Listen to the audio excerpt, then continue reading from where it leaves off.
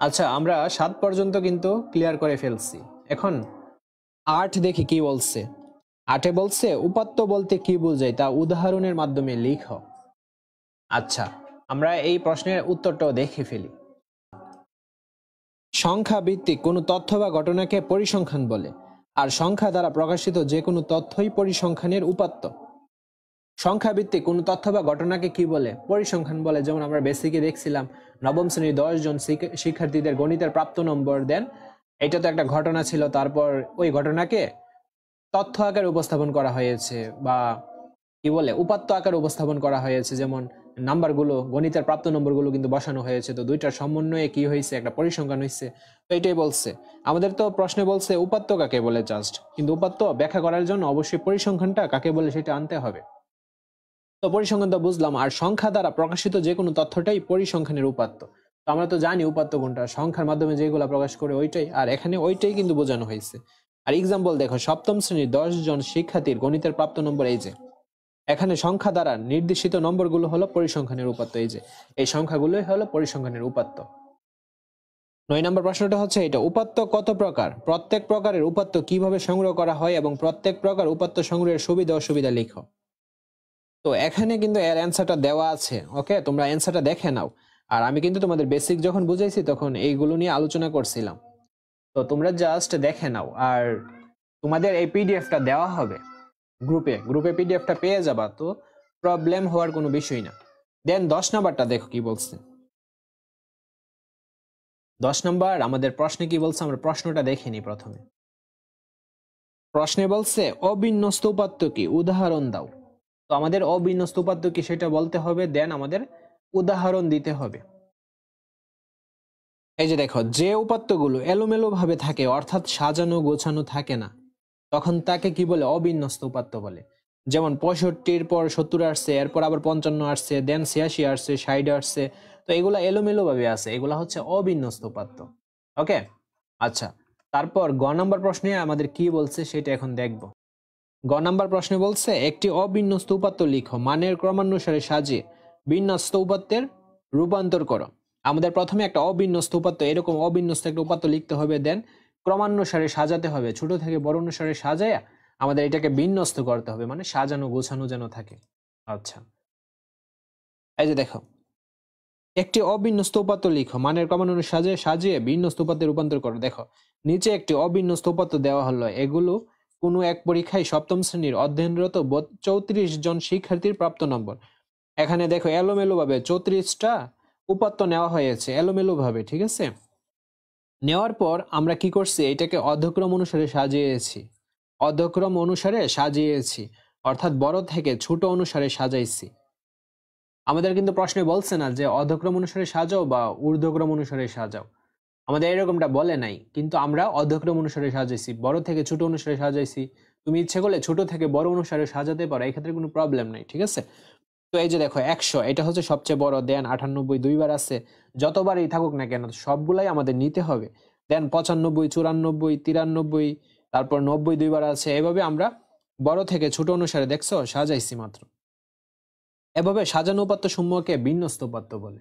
ওকে, বুঝতে পারছো? তো বিন্যস্ত উপাত্তর ক্ষেত্রে যে ছোট থেকে বড় হবে এমন না, বড় থেকে ছোট হতে পারে। বিন্যস্ত মানে কি, সাজানো থাকবে এবং এর অর্ডারটা মেনটেন করবে, ঠিক আছে। তারপর কি বলছে 12 নম্বরে অঙ্কে, কোন শ্রেণীর 60 জন শিক্ষার্থীর গণিত বিষয়ের প্রাপ্ত নম্বর নিচে দেওয়া হলো। এই যে কোন একটা শ্রেণীর 60 জন শিক্ষার্থীর গণিত বিষয়ের প্রাপ্ত নম্বর এখানে দেওয়া আছে। আমাদের বলছে গণসংখ্যা সারণী তৈরি করো, আমাদের গণসংখ্যার সারণী তৈরি করতে হবে। এভাবে আমরা 13, 14, 15 পর্যন্ত সলভ করব। আমাদের মেইন টার্গেট হচ্ছে গণসংখ্যার সারণী তৈরি করা। এখন আমাদের যেহেতু সারণীটা বলছে তৈরি করার জন্য, তো সারণী বলতে আমরা এরকম সারণী কিন্তু তৈরি করব। এই যে এরকম সারণী তৈরি করতে হবে, অর্থাৎ বক্স থাকবে। গণসংখ্যার সারণীর ক্ষেত্রে মনে রাখো, আমাদের প্রথমে দিতে হবে শ্রেণীব্যাপ্তি, তারপর দিতে হবে টেলি চিহ্ন, ঠিক আছে। টেলি চিহ্নর পর আমাদের দিতে হবে গণসংখ্যা, গণ গণসংখ্যা। ওকে, ক্লিয়ার। এখন শ্রেণীব্যাপ্তি কত হবে বা এরকম কয়টা ঘর হবে তা কিন্তু আমরা এই যে এখানে উপাত্তগুলো দেওয়া আছে এটা দেখে কিন্তু আমরা বুঝতে পারবো না, কোনোভাবেই সম্ভব না, ইম্পসিবল। তো এখন আমরা কিভাবে বুঝবো যে কয়টা ঘর হবে? এটা হচ্ছে আমাদের প্রথম টার্গেট। তো এর জন্য আমাদের শ্রেণী সংখ্যা বের করতে হবে। এই যে এইগুলো হচ্ছে এক একটা শ্রেণী সংখ্যা। এখানে মোট কয়টা ঘর হবে বা কয়টা কলাম হবে এটা শ্রেণী সংখ্যা দিয়ে বের করা যায়, ঠিক আছে? তো এর জন্য আমাদের কি করতে হবে? অনেকগুলো কাজ করতে হবে। দেখো এখানে সর্বোচ্চ সংখ্যা, সর্বোচ্চ সংখ্যা, এই যে উপাত্তগুলো আছে এর মধ্যে আমি দেখতে পারতেছি যে সর্বোচ্চ তোমরা বের করবা যে 50 এর থেকে বড় কি আছে? হ্যাঁ 84, 84 থেকে বড় কি কোনো কিছু আছে? 97, 97 এর পরে বড় কোনো কিছু আছে কিনা আমি এভাবে খুঁজলাম, খুঁজে দেখলাম না। 97 থেকেও বড় 99 আছে, এরপরে আর কোনো বড় নাই। তো আমরা সর্বোচ্চ সংখ্যা দেখছো পেয়ে গেছি কিন্তু 99। এবং সর্বনিম্ন সংখ্যা, সর্বনিম্ন সংখ্যা, সর্বনিম্ন সংখ্যা কত আমরা পাচ্ছি দেখো। সর্বনিম্ন মানে সবচেয়ে ছোটটা। এই যে 82, 83, 42 এর থেকে কি কোনো ছোট আছে? 42 থেকে 41 ছোট, 22 পেলাম। 22 থেকে দেখি তো আর কোনো কিছু ছোট আছে কিনা। হ্যাঁ 22 এখানে অনেকবার আছে কিন্তু ছোট কোনো কিছু নাই। তো আমরা সর্বনিম্ন সংখ্যাটা কিন্তু 22 পেয়েছি। সর্বোচ্চ সর্বনিম্ন কেন বের করেছি আমরা? আমাদের পরিসর বের করার জন্য। পরিসরের সূত্রটা কি? এই যে সর্বোচ্চ। আচ্ছা আমি এখানে মুছে দিচ্ছি, আমি নিচে এই ঘরটা করব। সর্বোচ্চ সংখ্যা, সর্বোচ্চ সংখ্যা মাইনাস কি? সর্বনিম্ন সংখ্যা। সর্বোচ্চ সংখ্যা মাইনাস সর্বনিম্ন সংখ্যা প্লাস কি? 1। ওকে, প্লাস হচ্ছে 1। দেন আমরা সর্বোচ্চ সংখ্যা কত পাচ্ছি? 99 মাইনাস সর্বনিম্ন সংখ্যা কত পাচ্ছি? 22 প্লাস 1। 99 থেকে 22 বিয়োগ দিলে হবে 77 প্লাস 1 ইকুয়ালস টু 78। এই যে দেখছো পরিসর বের করেছি। আমাদের মেইন টার্গেট তো শ্রেণী সংখ্যা বের করা। শ্রেণী সংখ্যা বের করা। শ্রেণী সংখ্যা বের করার সূত্রটা কি? এই যে দেখছো সূত্রটা এখন কাজে লাগতেছে। পরিসর বাই শ্রেণীব্যাপ্তি, পরিসর বাই শ্রেণীব্যাপ্তি। এখন পরিসর কত? এই যে পরিসর, পরিসর কত? 78। শ্রেণীব্যাপ্তি কত? শ্রেণীব্যাপ্তি বলতে কি বোঝায়? শ্রেণীব্যাপ্তি বলতে বোঝায় যে এর ব্যাপ্তিটা কত, শ্রেণীর ব্যবধানটা কত। যেমন আমরা এর এই বেসিকের মধ্যে দেখছিলাম বা এমসিকিউর মধ্যে দেখছিলাম কি আছিল, 51 থেকে মেবি 60 মনে হয় আসছিল। 51 থেকে 60 এর শ্রেণীব্যাপ্তি কত আমরা কিভাবে বের করেছিলাম? 51 সহ গুনছিলাম। 51, 52, 53, 54, 55, 56, 57, 58, 59, 60 এর শ্রেণীব্যাপ্তি পেয়েছিলাম আমরা 10।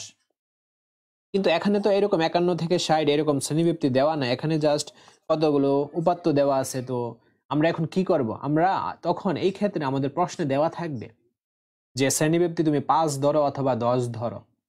আর প্রশ্নে যদি দেওয়া না থাকে সেক্ষেত্রে আমরা আমাদের মন গড়া মতো ধরে নিব, ঠিক আছে? তো 10 ধরে নি।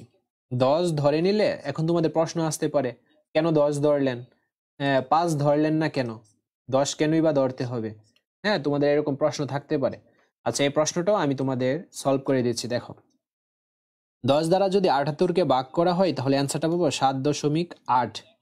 দেন 7.8 লিখলে আমাদের হবে না, কারণ আমাদের যে ঘরগুলো এই ঘরগুলো তো 7.8টা হবে না। এরকম কি 7.8টা হবে? এরকম হবে? হবে না। দিলে ফুল ঘর আমাদের তৈরি করতে হবে। তো যদি 7 থেকে যদি মান বেশি বের হয় বা 5 থেকে যদি বেশি বের হয় এর পরের পূর্ণ সংখ্যাটা আমাদের নিতে হবে। তো 7.8 এর পরের পূর্ণ সংখ্যাটা কি? 8, ঠিক আছে? 8। তো আমরা কি করলাম? এই যে 7.8 থেকে বড় এর পরের পূর্ণ সংখ্যাটা 8 নিলাম। ক্লিয়ার? বুঝতে পেরেছো? আর এই চিহ্নটা অবশ্যই তোমাদের দিতে হবে। এটা হচ্ছে প্রায় 8। তো আমাদের শ্রেণী সংখ্যা কতটি? 8টি। কারো কি কোনো প্রবলেম আছে? আচ্ছা ধরো এখন আমাদের বের হয়েছে 5.2। তো 5.2 হলে হবে না, 6 নিতে হবে। আবার তোমাদের প্রশ্ন থাকতে পারে আমি কি 5 দিলে হবে কিনা? না 5 দিলেও আবার হবে না, কম দেওয়া যাবে না, বেশি দিতে হবে আমাদের। বা 4.1 যদি বের হয় আমাদের 5 নিতে হবে, কোনোভাবেই 4 নেওয়া যাবে না। ওকে, আচ্ছা আরেকটা কথা তোমাদের ক্লিয়ার করি কি কারণে আমি 10 ধরলাম। আমরা চেষ্টা করব যতটুকু ঘর কম করা যায়, বেশি ঘর আমরা করব না। আমি যদি 5 ধরতাম তাহলে দেখা যাবে কি 8 এর ডাবল 16 হয়ে যেত, 16টা ঘর। তো 16টা ঘর অনেক বেশি। তো আমরা এইভাবে মূলত কমায় নিব। আর কমায় কিভাবে নিব? যখন 10 ধরবো তখন কমে যাবে। আচ্ছা, যাই হোক, আমাদের শ্রেণী সংখ্যা কয়টা হবে তা কিন্তু আমরা বুঝতে পেরেছি। এই যে দেখো, এখন শ্রেণী সংখ্যাটা করে ফেলবো। আচ্ছা, একটা তো হচ্ছে হেডলাইনের। আচ্ছা, এইদিকে তো হবে শ্রেণীব্যক্তি, এদিকে টেলি চিহ্ন। দেখো, এটা হচ্ছে শ্রেণী, এটা হচ্ছে শ্রেণীব্যক্তি, দেন এটা হচ্ছে টেলি চিহ্ন, দেন এটা হচ্ছে কি? এটা হচ্ছে ঘন, এই যে ঘন সংখ্যা। এটা হেডলাইনের। আমাদের মোট ঘর করতে হবে কয়টা? 8টা। আমরা 8টা ঘর করবো। এই যে দেখো, একটা করলাম, তারপর 2টা করলাম, দেন 3টা করলাম, 4টা করলাম, তারপর 5টা করলাম, আচ্ছা 5টা করলাম, 6টা করলাম, 7টা করলাম, 8টা করলাম। আমাদের কয়টা বলছে? 8টা বলছে। আচ্ছা, এখন শ্রেণীব্যক্তি আমরা কত থেকে কত ধরবো? এখন এইটা একটা প্রশ্ন। তো আমাদের সর্বনিম্ন সংখ্যাটা কত ছিল? আমাদের সর্বনিম্ন সংখ্যাটা এই যে 22 ছিল না, এবং সর্বোচ্চ কত ছিল? 99 ছিল। তো আপাতত সর্বনিম্নটা নিয়ে কাজ করব। আমরা শ্রেণীব্যক্তি কত ধরেছি? শ্রেণীব্যক্তি 10 ধরেছি না? 22-এর সাথে আমরা 10 যোগ করব। হ্যাঁ, 22-এর সাথে 10 যোগ করলে কি হয়? দেখো, আমার ফিঙ্গারের দিকে তাকো, আমার আঙ্গুলের দিকে তাকো। 22, 23, 24, 22 সহ গণতে হবে। আমি তোমাদের বলি নাই যে শ্রেণীব্যক্তিগুলো বের করলে নিম্নসীমার সহ গণতে হবে? তো 22 সহ 10 গুনবো। 22, 23, 24, 25, 26, 27, 28, 29, 30, 31। তো 10 সহ গণলে 22 থেকে আমাদের যাচ্ছে কত? 31-এ যাচ্ছে। 22 থেকে 31 পর্যন্ত যাচ্ছে। আবার আমাদের শুরু হবে 32 থেকে। 32 থেকে এভাবে 10 গুনবো। 32, 33, 34, 35, 36, 37, 38, 39, 40, 41। আবার যাবে 32 থেকে 41। হ্যাঁ, তোমরা এইভাবে নিতে পারো, তবে আমি এইভাবে পছন্দ করি না। কি রকম? দেখো, আমরা যদি 22 থেকে 31 পর্যন্ত নেই, আবার দেখো 32 থেকে 41, তো শ্রেণীব্যক্তিগুলো কিরকম জানি সুন্দর হচ্ছে না। আমাদের সুন্দর তৈরি করা যে মানে নাম্বার বেশি পাবো এমন না, তবে আমি সুন্দর তৈরি করে নিব। দেখো, আমরা যদি 22-কে একটু পিছিয়ে নিই এক ঘর, 21 ধরি। হ্যাঁ, 21-এর সাথে 10 যোগ করি। এখন দেখো, 21, 22, 23, 24, 25, 26, 27, 28, 29, 30। তো 21 থেকে 30, দেন আবার 31 থেকে শুরু হবে।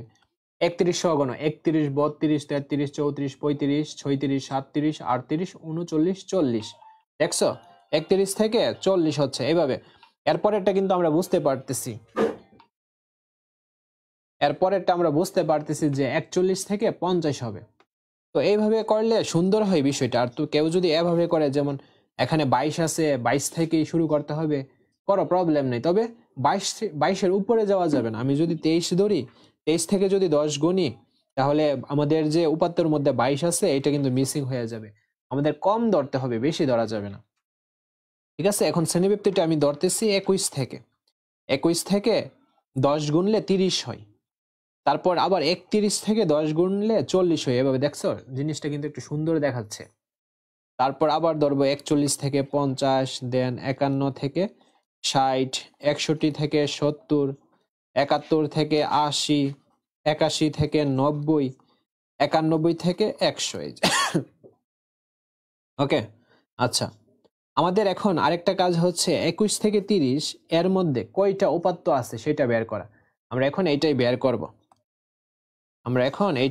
করব। কিভাবে করবো আমি তোমাদের টেকনিকটা শিখাই দিই। 21 থেকে 30 বলছে, 21 থেকে 30-এর ভিতর কি কি কই আছে, কি আছে? এই যে দেখো, একটা পেলাম, কেটে দিবা এভাবে একটা। তারপর তারপর দেখো 2টা, 3টা। আমাদের বলছে কি 21 থেকে 30, 3টা পেলাম। এই যে 27, একটা, 4টা। আর কিন্তু নাই। তো আমাদের কাজ হচ্ছে টেলি চিহ্নে গণসংখ্যাতে 4 বসা, এবং টেলি চিহ্নে 4 বসানো, 3, 4। তারপর 31 থেকে 40, 31 থেকে 40 কয়টা আছে দেখি আমরা।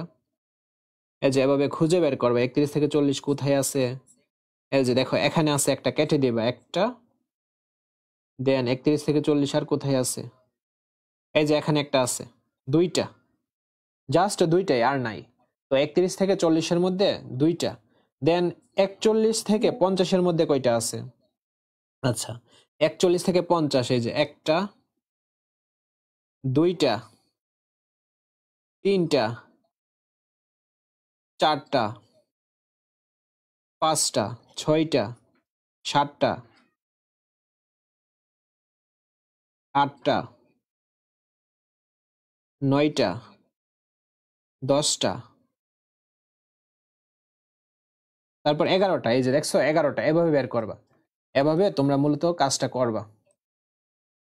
এই যে 11টা পেয়েছি, 1 2 3 4 5টা, আবার 1 2 3 4 5, 5 5 কত, 10, দেন 2, দেন 1, 11। ওকে, এভাবে মূলত বের করবা। আর কেটে দিলে কি হয়, তোমাদের এই জিনিসটা কমে আসে, উপাত্তগুলো কমে আসে, তখন আমাদের অঙ্কটা ভুল হওয়ার সম্ভাবনা কম থাকে আর কি, অনেক ইজি হয়ে যায়। আচ্ছা, তারপর 51 থেকে 60-এর মধ্যে আছে 7টা, 1 2 3 4 5 6 7। 61 থেকে 70-এর মধ্যে আছে 16টা, 1 2 3 4 5, 1 2 3 4 5 10, 1 2 3 4 5 15, 1 এ 16। দেন 71 থেকে 80-এর মধ্যে আছে 9টা, 1 2 3 4 5 6 7 8 9। তারপর 81 থেকে 90-এর মধ্যে 7টা, 1 2 3 4 5 6 7। 91 থেকে 100-এর মধ্যে আছে 4টা, 1 2 3 4। ওকে, তারপর আরেকটা ঘর আমাদের করতে হবে। করার পর এই যে n ইকুয়ালস টু, n মানে হচ্ছে গণসংখ্যা, এখানে মোট যোগফলটা কত, সবটা যোগ করলে অ্যান্সারটা পাচ্ছি আমরা 60। ওকে, তো এটাই হচ্ছে অ্যান্সার। এভাবে মূলত গণসংখ্যাটা তৈরি করতে হয়। ক্লিয়ার? এইভাবে মূলত গণসংখ্যাটা তৈরি করতে হয়। আচ্ছা, আমরা আরেকটা অঙ্ক করব, করলে আরেকটু বেশি ক্লিয়ার হবে। 13 নম্বরটা করব। এখন আমরা 13 নম্বরটা সলভ করব। নিচে 50টি দোকানের মাসিক বিক্রয়ের পরিমাণ 1000 টাকায় দেওয়া হলো। 5 শ্রেণীব্যাপ্তি ধরে গণসংখ্যা সারণী তৈরি করো। আমাদের 12 নম্বর অঙ্কে কিন্তু শ্রেণীব্যাপ্তি কত ধরবো সেটা বলে নাই, কিন্তু এই অঙ্কে 5 শ্রেণীব্যাপ্তি ধরছে, বলে দিচ্ছে। তো আমাদের অবশ্যই 5 নিতে হবে। আমাদের মন করা মতো 10 নিলে কিন্তু হবে না, বা 15 নিলে হবে না, 2 নিলে, এরকম নিলে হবে না। ঠিক আছে? ক্লিয়ার? তো তোমরাই বলো, গণসংখ্যা সারণী তৈরি করার জন্য আমাদের প্রথমে কি করতে হবে? আমাদের প্রথমে সর্বোচ্চ সংখ্যা বের করতে হবে, অর্থাৎ পরিসর বের করতে হবে।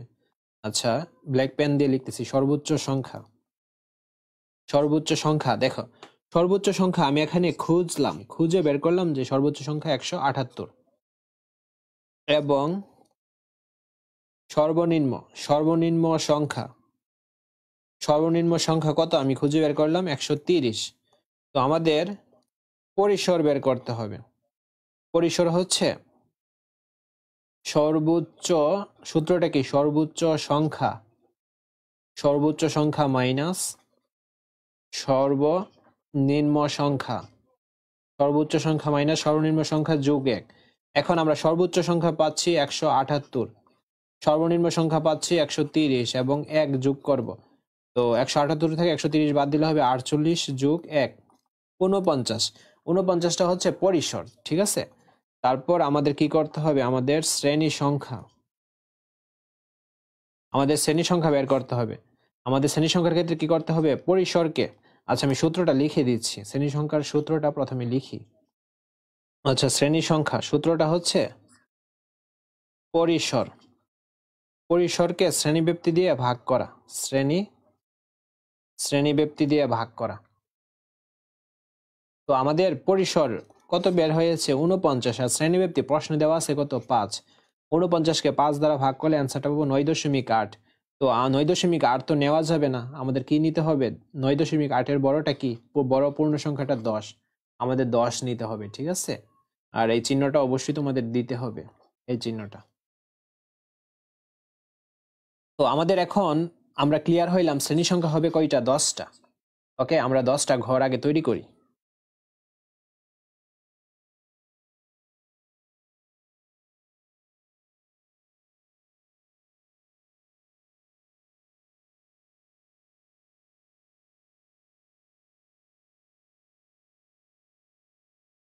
শ্রেণীব্যাপ্তি টেলি চিহ্ন গণসংখ্যা, আমাদের কয়টা ঘর করতে হবে? 10টা।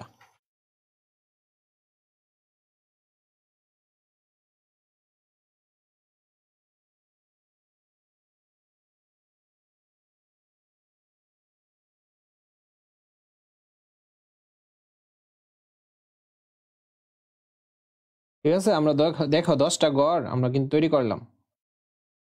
আমরা 10টা গড় তৈরি করলাম, আর একটা গড় হচ্ছে n এর জন্য। এখন শ্রেণীব্যাপ্তি কত ধরবো সেটা হচ্ছে আমাদের প্রশ্ন। এখানে সর্বনিম্নটা কত? 130 না? 130 তো। আর আমাদের শ্রেণীব্যাপ্তি বলছে 5। এখন 130 সহ গুণিত 130, 31, 32, 33, 34। 130 থেকে 134, আবার 135 থেকে নিতে হবে।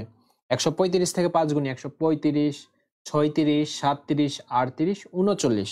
135 থেকে কত? 139। আবার এখানে 140। 140 থেকে 5 গুনবো 40 সহ 100 কত পাচ্ছি? 144 পাচ্ছি। দেন আবার 145 থেকে 5 গুনবো 149। তো এইভাবে হবে, ঠিক আছে। শ্রেণী সংখ্যা 130 এর সাথে 5 গুনবো 134, দেন 135, 139, 140, 144, 145, 149, 150, 154, 155, 159, 160, 164, 165, 169, 170, 174, 175, দেন 179। এখন আমাদের গুনতে হবে 130 থেকে 134 এর মধ্যে গণসংখ্যা কয়টা। তো তোমাদের তো টেকনিকটা দেখাইছি, তারপর আমি তোমাদের দুইটা করে দেখাই। 130 থেকে 134, একটা, দুইটা, তিনটা, এই যে এখানে 132 একটা, চারটা। তো চারটা পেলাম, গণসংখ্যা হচ্ছে 4, টেলি চিহ্ন 1 2 3 4। আচ্ছা, আরেকটা বের করি। 135 থেকে 139, 135 থেকে 139, এই যে একটা, তারপর দুইটা, তিনটা। তো আমরা জাস্ট তিনটা পেলাম, ঠিক আছে। তো এখানে গণসংখ্যা 3 দিয়ে দিব, 1 2 3, এভাবে মূলত বের করবা। তারপর এটা হচ্ছে 11টা, 1 2 3 4 5, 1 2 3 4 5 10 11। তারপর এটা হচ্ছে 12টা, 1 2 3 4 5, 1 2 3 4 5 10 12। তারপর এটা হচ্ছে 10টা, 1 2 3 4 5, 1 2 3 4 5 10। তারপর হচ্ছে 5টা, 1 2 3 4 5। তারপর হচ্ছে 4টা, 1 2 3 4।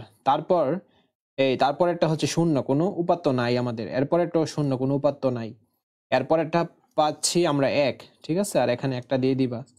তো এখন এই সবগুলো যোগ করলে মোট আমরা পাচ্ছি 50। আর n যেহেতু গণসংখ্যা, n এর মান 50, ঠিক আছে। তো আশা করছি তোমরা বুঝতে পেরেছো। আর যারা আমার কোর্সে এখনো জয়েন হও নাই, তারা এই নাম্বারে যোগাযোগ করো। 20% ডিসকাউন্ট চলতেছে। ইংলিশ এবং ম্যাথ ফুল অর্ধবার্ষিক সিলেবাসটা কমপ্লিট করতে পারবে। তোমাদের তো মেইন ইংলিশ এবং ম্যাথ, এবং হাফ ইয়ারলি পর্যন্ত। কিন্তু প্রতি মাসে যে 1360 করে এমন না, একবারে 1360। তো এই শেষ সুযোগ। আমাদের যত স্টুডেন্ট বাড়বে তত আমাদের কোর্স ফিটা বেড়ে যাবে। তো আর বেশি কিন্তু সিট নাই। এর পরের অঙ্কগুলো এর পরবর্তী যে ক্লাসটা হবে ওইটার মাধ্যমে সমাধান করে দিব।